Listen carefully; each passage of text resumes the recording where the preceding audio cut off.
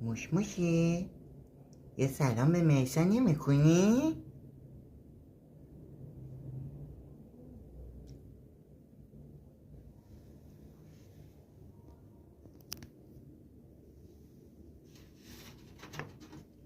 موشی خونه خوشگل گیرت اومده. تخت گرفتی خوابیدی ها. تخت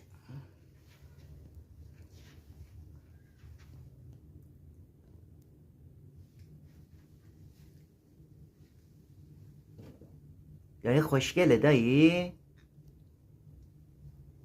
میپسندی دایی؟